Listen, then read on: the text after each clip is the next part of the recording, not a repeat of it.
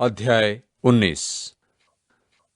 इस पर पीलातुस ने यीशु को लेकर कोड़े लगवाए और सिपाहियों ने कांटों का मुकुट गूंथकर उसके सिर पर रखा और उसे बैजनी वस्त्र पहनाया और उसके पास आकर कहने लगे, हे यहूदियों के राजा, प्रणाम।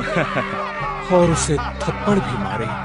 तब पीलातुस ने फिर बाहर निकलकर लोगों से कहा, देखो, मैं उसे तुम्हारे पास फिर बाहर लाता हूं कि तुम जानो कि मैं कुछ भी दोष नहीं पाता।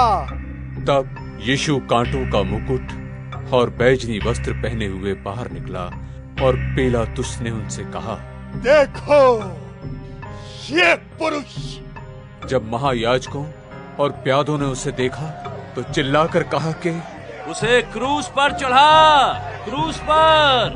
पीलातुस ने उनसे कहा, तुम्हें उसे लेकर क्रूस पर चढ़ाओ, क्योंकि मैं उसमें दोष नहीं पाता।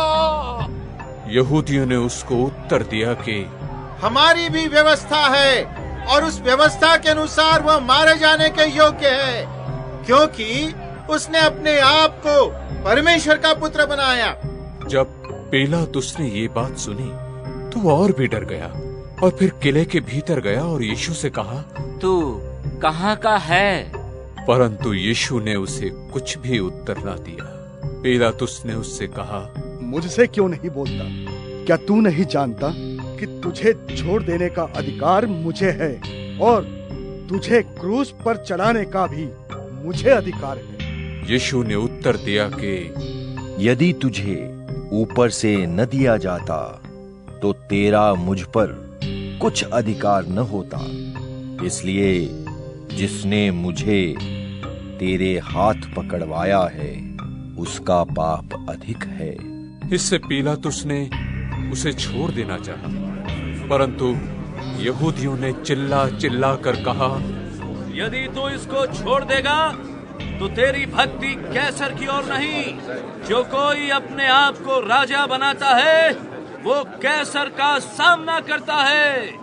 ये बातें सुनकर पीलातुस यीशु को बाहर लाया और उस जगह एक चबूतरा था जो इब्रानी में गपत्ता कहलाता है, और न्याय आसन पर बैठा। ये फसह की तैयारी का दिन था और 6 घंटे के लगभग था। तब उसने यहूदियों से कहा, देखो, यही है तुम्हारा राजा। परंतु वे चिल्लाए कि ले जा, उसे क्रूस पर चढ़ा। पीलातुस ने उनसे कहा, क्या मैं तुम्हारे राजा को क्रूस पर चढ़ाऊं? महायाजकों ने उत्तर दिया कि कैसर को छोड़, हमारा और कोई राजा नहीं। तब उसने उसे उनके हाथों सौंप दिया कि वो क्रूस पर चढ़ाया जाए। तब वे यीशु को ले गए और वो अपना क्रूस उठाए हुए उस स्थान तक बाहर गया जो खोपड़ी का स्थान कहलाता है और इब्रानी में गुलगुता। वहां उन्होंने उसे और उसके साथ और 2 मनुष्यों को क्रूस पर चढ़ाया, एक को उधर और बीच में यीशु को। और पीलातुस ने एक दोष पत्र लिखकर क्रूस पर लगा दिया और उसमें ये लिखा हुआ था, यीशु नासरी यहूदियों का राजा। ये दोष पत्र बहुत यहूदियों ने पढ़ा, क्योंकि वो स्थान जहां पर यीशु क्रूस पर चढ़ाया गया था नगर के पास था, और पत्र इब्रानी और लतीनी और यूनानी में लिखा हुआ था। तब यहूदियों के महायाजकों ने पीलातुस से कहा, यहूदियों का राजा मत लिख, परंतु ये कि उसने कहा मैं यहूदियों का राजा हूँ। पीलातुस ने उत्तर दिया कि मैंने जो लिख दिया वो लिख दिया। जब सिपाही यीशु को क्रूस पर चढ़ा चुके तो उसके कपड़े लेकर 4 भाग किए, हर सिपाही के लिए 1 भाग और कुर्ता भी लिया। परंतु कुर्ता बीन सिवन ऊपर से नीचे तक बुना हुआ था। इसलिए उन्होंने आपस में कहा, हम इसको ना फाड़ें, परंतु इस पर चिट्ठी डालें कि वो किसका होगा। ये इसलिए हुआ कि पवित्र शास्त्र की बात पूरी हो के उन्होंने मेरे कपड़े आपस में बांट लिए और मेरे वस्त्र पर चिट्ठी डाली। सो सिपाहियों ने ऐसा ही किया, परंतु यीशु के क्रूस के पास उसकी माता और उसकी माता की बहन मरियम, क्लोसपास की पत्नी और मरियम मगदलेनी खड़ी थी। यीशु ने अपनी माता और उस चेले को जिससे वो प्रेम रखता था पास खड़े देखकर अपनी माता से कहा, हे नारी, देख, ये तेरा पुत्र है। तब उसने चेले से कहा, ये तेरी माता है।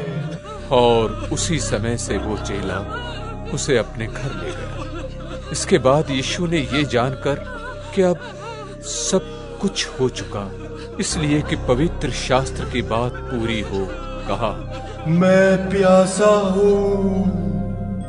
वहां एक सिरके से भरा हुआ बर्तन धरा था। सो उन्होंने सिरके में भिगोए हुए स्पंज को जूफे पर रखकर उसके मुंह से लगाया। जब यीशु ने वो सिरका लिया तो कहा, पूरा हुआ, और सिर झुकाकर प्राण त्याग दिए। और इसलिए कि वो तैयारी का दिन था, यहूदियों ने पिलातुस से विनती की कि उनकी टांगें तोड़ दी जाए और वे उतारे जाए, ताकि सब्त के दिन वे क्रूसों पर ना रहें, क्योंकि वो सब्त का दिन बड़ा दिन था। सो सिपाहियों ने आकर पहले की टांगें तोड़ी, तब दूसरे की भी, जो उसके साथ क्रूसों पर चढ़ाए गए थे। परंतु जब यीशु के पास आकर देखा कि वो मर चुका है, तो उसकी टांगें ना तोड़ी, परंतु सिपाहियों में से एक ने बर्छे से उसका पंजर बेधा और उसमें से तुरंत लहू और पानी निकला। जिसने ये देखा उसी ने गवाही दी कि उसकी गवाही सच्ची है, और वो जानता है कि सच कहता है कि तुम भी विश्वास करो। ये बातें इसलिए हुई कि पवित्र शास्त्र की ये बात पूरी हो के उसकी कोई हड्डी तोड़ी न जाएगी। फिर एक और स्थान पर यह लिखा है कि जिसे उन्होंने बेधा है उस पर दृष्टि करेंगे। इन बातों के बाद अरमतिया के यूसुफ ने, जो यीशु का चेला था परंतु यहूदियों के डर से इस बात को छिपाए रखता था, पिलातुस से विनती की कि मैं यीशु की लोथ ले जाऊं। और पिलातुस ने उसकी विनती सुनी और वो आकर उसकी लोथ ले गया। निकुदेमुस भी, जो पहले यीशु के पास रात को गया था, 50 सेर के लगभग मिला हुआ गंधरस और एलवा ले आया। तब उन्होंने यीशु की लोथ को लिया और यहूदियों के गाड़ने की रीति के अनुसार उसे सुगंध द्रव्य के साथ कफन में लपेटा, उस स्थान पर जहां यीशु क्रूस पर चढ़ाया गया था। एक बारी थी और उस बारी में एक नई कब्र थी जिसमें कभी कोई न रखा गया था। सो यहूदियों की तैयारी के दिन के कारण उन्होंने यीशु को उसी में रखा, क्योंकि वो कब्र निकट थी।